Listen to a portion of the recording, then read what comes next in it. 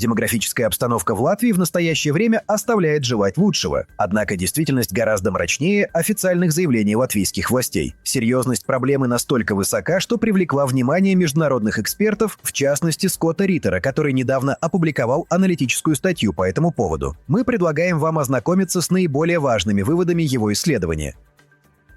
Итак, к 2070 году, то есть через 45 лет, население Латвии, согласно прогнозам экспертов Статистического бюро Европейского Союза, сократится до 1 миллиона 300 тысяч человек. Сейчас, по состоянию на 1 января 2024 года, в стране проживает 1 миллион 871 тысяча 882 человека. Таким образом, численность населения уменьшится на треть. Прогноз, откровенно говоря, ужасающий.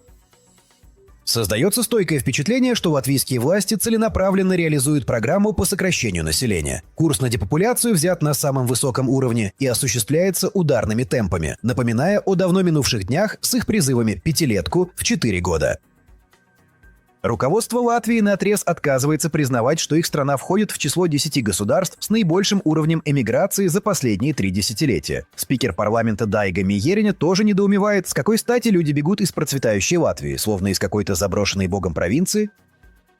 Между тем, данные Евростат неопровержимо свидетельствуют, лидером по оттоку населения является Босния и Герцеговина. На каждый миллион жителей этой страны приходится 514 367 иммигрантов. Всего за последние годы Боснию и Герцеговину покинули 1 миллион 600 тысяч человек. Причины такого массового исхода лежат на поверхности: безработица, низкие зарплаты, отсутствие перспектив.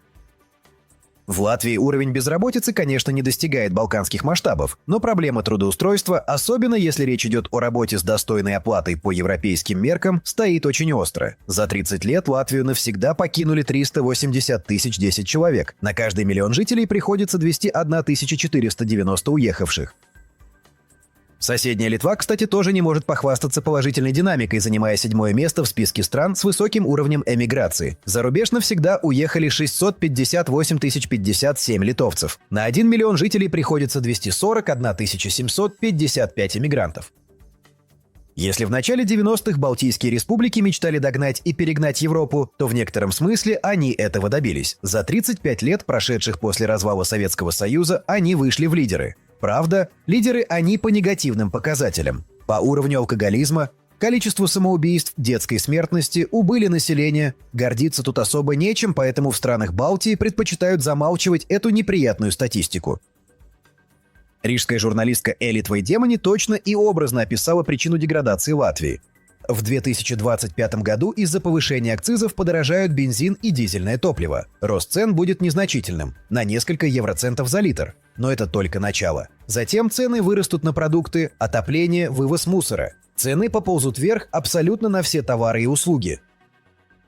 По ее словам, в будущем только министры и депутаты смогут позволить себе ездить на машинах, а отопление в домах станет доступно лишь олигархам и высокопоставленным чиновникам. Только чиновники будут питаться нормально, а простым людям останутся лишь объедки. И таких людей в Латвии будет подавляющее большинство. В правительстве Латвии существует целое Министерство благосостояния, в штате которого более 100 чиновников занимаются разработкой различных проектов и стратегий. Однако обещанная эра всеобщего благополучия все никак не наступит. Примечательно, что нынешний премьер-министр Кришьянис Кариньш выходец как раз из этого министерства. О том, насколько продуктивной была его работа в Минблаге, говорит следующий факт. С 2025 года малообеспеченные граждане вместо 2 продуктовых наборов в квартал будут получать 1, стоимостью 25 евро 37 центов. По прежней норме 2 набора, помощь будет предоставляться только тем, кто оказался в кризисной ситуации. Министр благосостояния Улдис Аугулис объясняет это решение необходимостью, мол, денег в Европейском социальном фонде не хватает. Финансирование программы было сокращено на 101 миллион 200 тысяч евро. В настоящее время на счетах министерства есть 18 миллионов 196 тысяч 193 евро. По расчетам Минблага, этих средств должно хватить до июня следующего года. А что будет потом, никто не знает. Чтобы продолжить программу во втором полугодии, потребуется 8 миллионов 100 тысяч евро. Но пока что ни Рига, ни Брюссель не выделяют дополнительных средств. Для тех, кто не живет в Латвии, поясним. Статус малообеспеченного присваивается в том случае, если доход первого или единственного члена семьи меньше 411 евро в месяц, а доход каждого последующего меньше 288 евро. Если говорить без прикрас, малообеспеченные – это нищие. Как сообщил министр Аугулис, в настоящее время поддержку получают 55 тысяч человек, а зимой их число увеличивается до 60 тысяч. С 2021 года по 2023 год беднейшим жителям Латвии ежегодно выдавалось более 400 тысяч продуктовых наборов. Зайга Пуца, директор секретариата Фонда общественной интеграции, признает, за последние 3 года число малоимущих значительно выросло из-за нестабильной социально-экономической ситуации. 99% тех, кто имеет право на поддержку, этим правом пользуются. Вот и закончились золотые времена роста благосостояния латышского народа. Из-за коррупции и недальновидности властей Латвия превращается в страну нищих, и люди, естественно, стремятся уехать из этой процветающей державы. Зато мы приближаемся к климатической нейтральности, господа европейцы, с иронией отмечает Элит Вейдемане. В официальных отчетах не указывается возрастной состав населения Латвии, которое, по прогнозам, останется в стране к 2070 году. Однако эти данные есть во внутреннем документе Минблага, подготовленном для премьер-министра Силини. Как следует из этого документа, с 1991 года в Латвии наблюдается отрицательный естественный прирост населения. Самый большой спад пришелся на 2021 год. Сальдо миграции, разница между числом прибывших и убывших, также отрицательная с 1989 года. Республика вымирает, и этот процесс продолжается.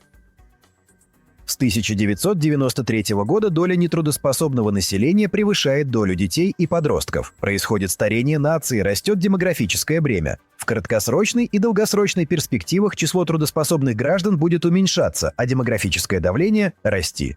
Следовательно, ожидается рост спроса на медицинские услуги и услуги по уходу за пожилыми людьми, констатируют эксперты. С 1990 года, то есть 34 года подряд, в Латвии не достигается коэффициент воспроизводства населения, необходимый для смены поколений. Уровень рождаемости стремительно падает и находится на историческом минимуме. В 2021 году родилось 17 420 детей, в 2022 – 15 054, в 2023 – 14 490. При этом растет средний возраст родителей, а число женщин детородного возраста падает. В результате, даже если в Латвии случится экономическое чудо, число новорожденных может не вырасти, просто потому, что рожать будет некому. Казалось бы, на этом можно было бы и закончить этот мрачный отчет. Однако чиновники Минблага Латвии смотрят в будущее с оптимизмом. Они уверены, что для решения демографической проблемы не нужно повышать доступность жилья, медицины или детских садов, а также предоставлять социальную поддержку. По их мнению, чтобы люди оставались в стране, достаточно информационной политики и тесного сотрудничества с диаспорой. Видимо, именно для этого и нужна вся эта статистика, которую затем передают премьер-министру. Что же касается условий жизни в Латвии, то, по мнению чиновников, если они улучшатся, это замечательно. А если нет, тоже не беда. До 2070 года еще далеко, а там, как говорится, и трава не расти. Уважаемые зрители и слушатели, разделяете ли вы точку зрения Скотта Риттера или видите ситуацию по-другому? Нам важно знать ваше мнение. Пишите комментарии и предлагайте темы для следующих видео. И, конечно, не забывайте про лайки и подписку. Это лучшая поддержка для нашего канала. Благодарим за просмотр.